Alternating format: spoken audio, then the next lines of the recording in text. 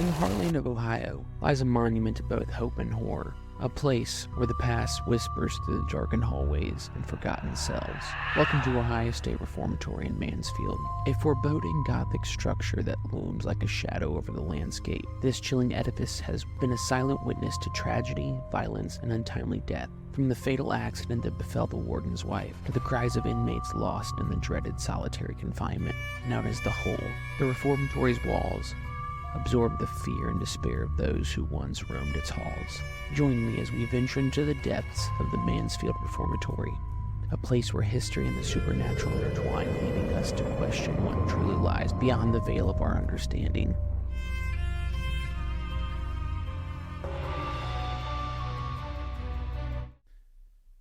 What's going on, guys? Welcome back to the show. We're going to start this episode off a little different with what I like to call the Phantom Files. This segment is something new I'm trying out, where I will cover 3 paranormal topics that I've scoured the internet for because God knows the information's impossible to find, and we'll cover it here. First on our list from this week comes from Wiley Online Library, from a report published called The Association Between Paranormal Beliefs and Sleep Variables. The study was conducted through a survey of 8,838 people, all above the age of 18. From the test pool, they were asked a series of paranormal questions as well as sleep variables. And this study was found that a higher level of paranormal belief is associated with poor sleep. It was determined that those that have a belief in the soul after death, the existence of ghosts, and people communicating with the dead, and the presence of aliens on Earth, and the subjects who reported lower sleep durations, and those that reported lower sleep efficiency, longer sleep latency, and increased insomnia symptoms. So basically all of us who stay up late believe in ghosts. Who would have thought? So next on our list comes from Paranormality Magazine on Twitter. A video showing a mysterious pale figure near a home in the United States is gaining traction on social media. The video has been caught on CCTV installed in the area and posted to Twitter. The accompanying tweet says the video was shot near Moorhead, Kentucky. The image resembles a human-like figure. The video sparked debate around the world within the paranormal community to what it could be. I'll have the Twitter link in the show notes. And now you can pay to have the living shit scared out of you at one of the most haunted locations. People can now camp at the house that inspired The Conjuring, but not exactly. Though you pay for the tour, you spend most of the night out in the field and are allowed to camp the grounds with your own paranormal equipment, cheapskates. In an experience that they're now calling gamping, or GH camping, ghost camping, their official website states, our new gamping experience will take you beyond the walls of the Conjuring house and immerse you in a land of an unforgettable overnight investigation within the walls of the 3-person tent. Visitors are to bring their own equipment and investigate what might await in the darkness, because this experience is sure to test your capability to experience the paranormal. Okay. And that wraps up the Phantom Files for this week. Like always, before we get into it, hit that subscribe button, turn on notifications, or follow the show on your favorite podcasting platform. Let's get into it. In this episode, I'm going to be covering Ohio Mansfield Reformatory, and a lot of the information I'll be providing is from this book. It's titled The Haunted History of Ohio State Reformatory. It is written by Miss Sherry Brake. I had the pleasure of interviewing her right after I conducted my own investigation of the reformatory. So the reformatory is near and dear to my heart. Growing up in Southwest Ohio, my entire life I heard legends about this place. For those of you that don't know, it is also the prison where they filmed Shawshank Redemption, as well as scenes from Air Force One. Lil Wayne's Go DJ music video was recorded there, as well as a couple other notable music acts. So part 1, the history. So back in the late 1800s, the U.S. had more of a stance on reforming men to return them to society than incarcerating them. So in an effort to do that, some northeastern Ohio investors came together to build a reformatory. An architect named Levi Schofield was commissioned to build the structure, and they settled on the location of Mansfield, Ohio. For those of you that have never been to Mansfield, it's literally in the middle of nowhere, the perfect place to build this kind of thing. Unlike a conventional prison, a reformatory was meant to take earlier age boys, put them in education, and send them back out into the world changed. A lot of the first inmates at the reformatory were minor criminals, maybe stole something or misbehaved, really misbehaved. And so now they were sent to the reformatory to be reformed. The Ohio State Reformatory was opened in 1896. Levi Schofield based his design half German castle, half Gothic cathedral. He wanted people to see the building and be inspired to change their lives. Upon first opening, what had been built was the main administration building and the west cell block. Some of their first reformation was building in the very walls that would keep them inside of this reformatory. The inmates built the east cell block as well as the surrounding walls and many other parts of the property within the first several years of it being open. So even though I said the original use for the reformatory was to reform young, nonviolent criminals, that all soon changed. On April 21st of 1930, a destructive fire broke out at the Ohio State Penitentiary in Columbus. The fire remains one of the deadliest prison fires in U.S. history. A total of 322 inmates were killed, and numerous others wounded, many prisoners being trapped in their cells and unable to escape the flames. Now you may ask how this affects the reformatory, which was miles north of the penitentiary. Well, they needed somewhere to take those other prisoners. And you guessed it, the Mansfield Reformatory. The reformatory being exactly that, a reformatory. It was only originally designed to hold around 1,500 inmates. Overcrowding soon became a problem, and you had a serious problem on your hands. You had the mixture of violent offenders and young men who had only committed simple crimes. Now, when those prisoners from the Columbus Penitentiary were brought to Mansfield, one of the first places they were kept was in the attic above the west cell block, which is actually a very active location today. So around the mid-1950s, another incident happened at Mansfield Reformatory. There was a major riot, and the carnage and extreme violence broke out. 120 men ended up being punished for the outbreak. All 120 of them were forced into 20 solitary confinement cells, which the solitary confinement cells are the hole at Mansfield, almost like a medieval dungeon.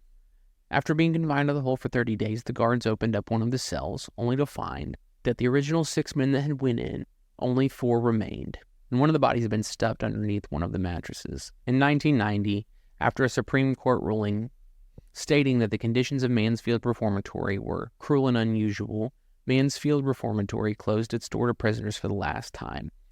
All right, so let's get into the part that everybody's here for, the haunting. So there are many hauntings at Mansfield Reformatory, and in this episode, I'm only going to glaze over some of the most popular. A good resource for finding some of these haunts are in Cherry's book. I'll have a link in the show notes. So there were several deaths on the property, from guards to inmates and other staff members, which one of the most infamous hauntings being that Helen Gladkey, the wife of Arthur Lewis Gladkey, who was one of the wardens to serve at Mansfield Reformatory. Now, Arthur Gladkey was the warden of Mansfield Reformatory from 1935 till his death in 1959. The tragic death of his wife occurred on November 4th, 1950.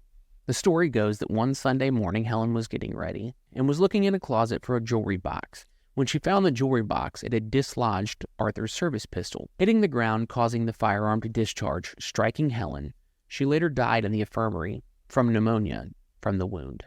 Now, this is extremely tragic, not just because it's a life taken too soon, but Arthur Gladkey was actually well known and respected by the townspeople and the inmates while he served as the warden in Mansfield Reformatory. He was known to make sure that every man went to church. He also piped classical music into the cells to soothe and calm inmates.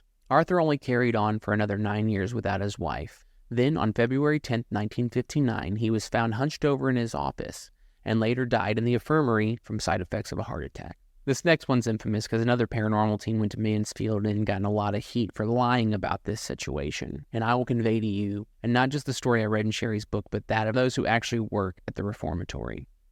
The haunting I'm referring to is that of James Lockhart, who haunts cell 14 on the 4th deck.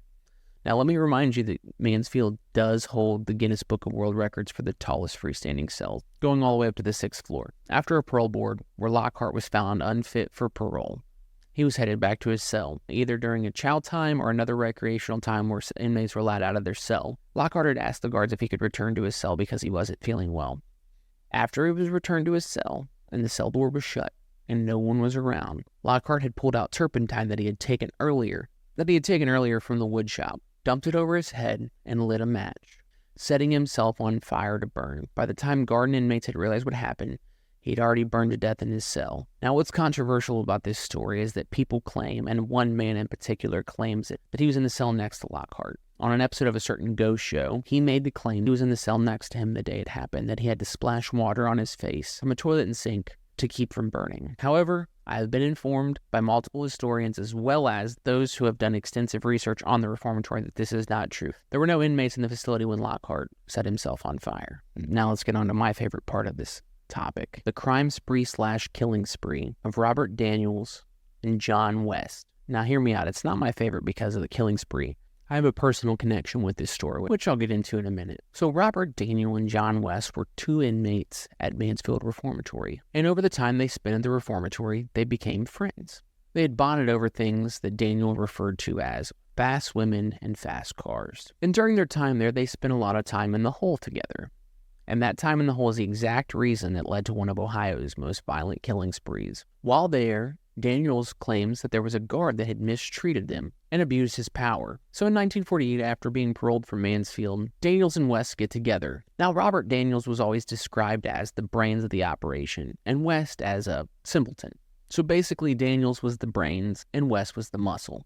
So they had set a plan in motion to go back to Mansfield, find the guard that mistreated them, and kill him. And this plan started in a bar somewhere in Ohio. But they couldn't just go to Mansfield and kill a guard. First, they had to rob, kill, carjack, and a string of other crimes they committed along their way to Mansfield. When they get to the reformatory, they have to find out where the guard lives. So they remembered another administrator that had worked there, Mr. Dawes, who ran the farm for the reformatory, because the reformatory was a self-sustaining system and had its own farmland that inmates worked on. When they questioned Mr. Dawes, he refused to give them the information, so they took him to a cornfield to torture and get the information from him. They took his wife and his 21-year-old daughter along with them. Not gaining the information, they murdered the Dawes family there in cold blood in the cornfield and continued along their way. This led to a massive statewide manhunt for Daniels and West. Never able to find the guard that they had originally set up for, they were tracked down, and in a shootout, West was struck and killed, and Daniels was later arrested and charged for the crimes and murders that they had committed. Now, to tell you how cold and calculated Daniels was in his actions, when asked why he had killed Mrs. Dawes and their daughter, Daniels is quoted in saying, that it was a shame they had to die, but we didn't have rope to tie them up. And in the newsreel that was later showed across the country, Daniels is showed smiling and winking as he's being brought in. And when being brought in, Daniels was quoted in saying, I'll get old Sparky for this, referring to the electric chair, which he did later in 1949. Now I'm going to tell you why that's one of my favorite instances at Mansfield Reformatory. In May of 2022, I was part of a 7-hour lock-in at Mansfield Reformatory. And around 2 o'clock in the morning, after a brief stint of no activity, me and the people I went with had found a guide that went down to the basement with us. Now, I'm not one to totally believe in clairvoyancy, but I never rule anything out. We had started to communicate using the flashlight method, which is where you set a flashlight down and allow a spirit to answer yes or no questions with a flashlight.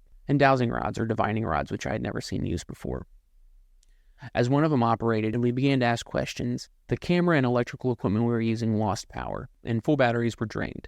As we asked questions, we were making contact with somebody that said they liked to play tricks on people. The 2 tour guides, who happened to be ladies, also asked if they were okay with us being there, and they said yes and then no immediately. And she said, "What do you not like about being here? Do you like me here?" And we got the answer, yes. And then she asked, do you like them being here? Meaning myself and the 2 people I'd gone on the investigation with. And that's where the answer no came in. And then the topic of having fun once again came up. Then it was about time to leave, so we asked a few more questions and started to pack up. She asked the question if the spirit we were communicating with would protect us on our way out. And it responded yes. As we were breaking down, however, the same woman that had been asked the questions and claimed to be clairvoyant said that she sensed another presence walk into the room. And this is where I started to believe her. I was the furthest back in the room, and when she said that, I felt as if somebody was standing right behind me. Now we packed up and we were able to leave, and I didn't think anything of this until I started to do more research. I hadn't made it that far into this book yet, but after finding the story of Daniels and West, I immediately had chills running down my back, because a lot of the things that Daniels quoted as saying immediately took me back to when we were talking to that spirit there. And the second spirit showing up at the end, maybe that was West coming back. This incident occurred in the hole, where these 2 met each other and were said to have spent time. Now, if you want to brave Mansfield Reformatory, I 100% recommend it. It is one of the most extremely satisfying paranormal experiences. Now, I will warn you, it kind of has a really intense feeling while you're there. You really feel unwanted. But like I said, I strongly recommend you go if you have the heart for it. All right, guys, that's the end of our story for this episode. If you haven't already, go ahead and hit subscribe, like, turn notifications on, or follow us on your favorite podcasting platform. I'm Cliff Shanholter, and this has been Here With Us. Thanks for watching.